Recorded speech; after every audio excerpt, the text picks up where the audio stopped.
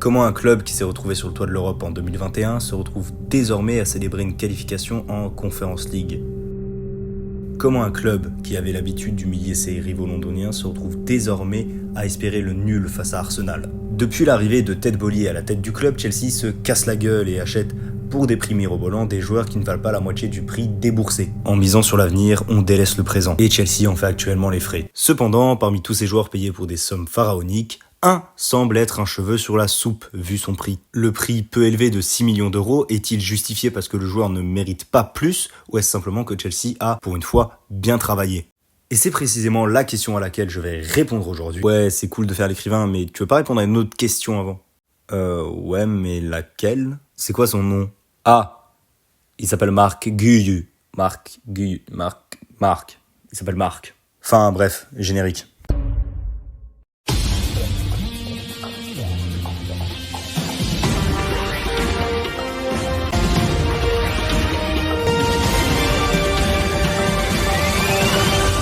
Né le 4 janvier 2006 à Granollers en Espagne, Marc Guiu Paz s'inscrit à l'âge de 4 ans au Peña Barcelonista San Celoni. 3 ans à peine après avoir commencé le football. Hein? Mais c'est quoi en fait? De quoi? San Celoni? C'est une très belle ville en Espagne apparemment. Non mais ça je savais. Mais c'est quoi Peña? Ça veut dire quoi? Une Peña désigne dans les régions hispanophones un groupe d'individus qui se forment autour d'un domaine dans le but de faire des événements autour de cette passion, majoritairement des fêtes. On en retrouve également dans le sud-ouest de la France, près du Pays Basque, notamment autour des clubs de rugby. Et la Peña Barcelonista San Celoni est une des nombreuses peñas du FC Barcelone. Enfin bref. 3 ans à peine après avoir commencé le football, il est repéré par le grand club de la région, le FC Barcelone. En 2013, il rejoint donc le centre de formation de son club de cœur, la Masia, dans lequel il a pu démontrer toutes ses qualités de buteur en série dans toutes les catégories. Déjà à 10 ans, il se démarquait des jeunes de son âge de par son intelligence de jeu, son placement, mais aussi son sens du dribble. Il dribble juste, ne s'éparpille pas, et surtout ses dribbles permettent de lui ouvrir des espaces de tir afin de crucifier le gardien. Concernant son sens du placement, il lui permettait de marquer énormément de buts, parfois en se retrouvant seul devant un but vide. Et dire que maintenant il rate ce genre d'occasion.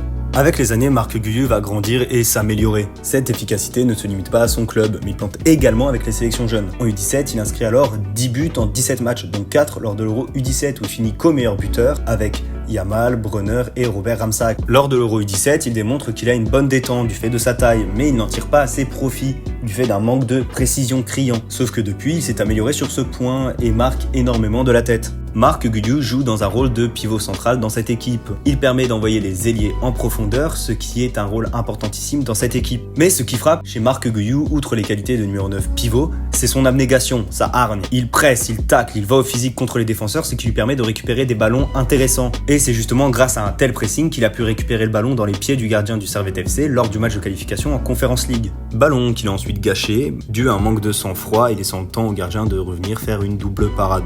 Enfin bref, en U19, il va jouer 26 matchs lors de la saison 2022-2023 où il ne marquera que 5 petits buts pour l'équipe 1, ce qui lui vaudra d'être relégué avec l'équipe B avec laquelle il marquera 5 buts en 10 matchs. Cependant, Marc Guiu ne se laisse pas abattre et va revenir plus conquérant que jamais la saison suivante. Tout d'abord avec les U19 en A où il va littéralement casser la baraque avec 12 buts en 11 matchs, mais Marc Guiu ne se repose pas sur ses acquis et va faire ses premiers matchs avec le Barça Athletic, qui est la réserve du Barça. Avec qui il va marquer 6 buts en 17 matchs, mais l'apothéose viendra lorsqu'il profitera de l'hécatombe de joueurs blessés, suspendus et mauvais du Barça pour être appelé avec les pros pour un match face à Bilbao. Et bien qu'il ne débute pas le match, il en sera le héros grâce à un but victorieux sur sa toute première touche de balle en professionnel. À cet instant précis, c'est l'euphorie pour lui. Il est sur le toit du FC Barcelone, son club de cœur. Il va même aller plus loin avec un but en LDC lors des phases de poule face à Antwerp. En 182 minutes, il signe 2 buts, ce qui fait approximativement un but toutes les 90 minutes. Ouais, les mathématiques c'est pas ça, plutôt 91. Oui bon, on va pas chipoter non plus. Surtout qu'il s'est amélioré sur certains points, dont le jeu tête où il est plus précis. Marc Guiu est désormais annoncé comme le futur numéro 9 du Barça, comme celui qui va tenir la pointe de cette équipe barcelonaise. Il sera le futur numéro 9 de son club de cœur.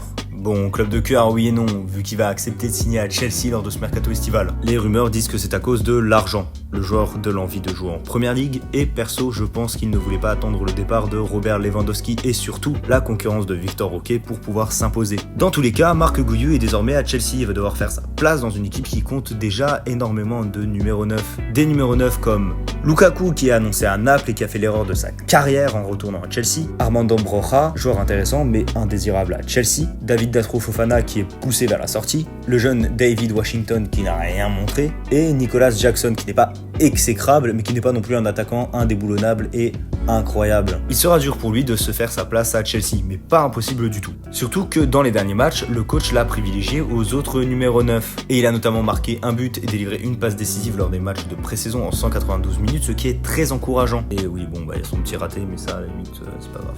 En réalité, s'il réussit son intégration à Chelsea cette saison ou la saison prochaine, je n'ai pas de doute sur sa réussite en Première Ligue. Si je dois résumer ses qualités et défauts, je dirais tout d'abord qu'il a un très bon sens du placement, il a aussi une très bonne finition et une certaine qualité de dribble lui permettant de se sortir de situations délicates.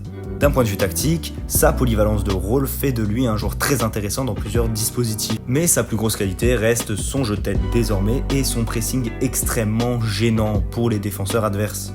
Concernant ses défauts, je noterai son manque de sang-froid durant les matchs et son manque de lucidité dans certains de ses choix. Il doit également s'améliorer sur ses frappes pied gauche et sur sa rapidité d'exécution. Évidemment, il doit travailler à la fois sur ses défauts mais aussi ses qualités afin de réellement devenir un indéboulonnable du 11 de départ. Si Marc Guiu prétend jouer au niveau des plus grands clubs mondiaux, il ne doit pas seulement être bon, il doit être le meilleur, il doit être excellent et continuer à bûcher. Alors je dis pas que ce sera le meilleur numéro 9 de l'histoire de Chelsea, ni même le meilleur numéro 9 du championnat. Mais il a le talent et les capacités pour faire partie des meilleurs numéros 9 de Première Ligue. C'est plus en sélection que Guiu risque d'avoir un petit souci. Un souci de taille en réalité. Et pour être vraiment honnête, deux. Leur nom, Iker Bravo et Samu Omorodion. Mais ça, ce sera pour un autre épisode.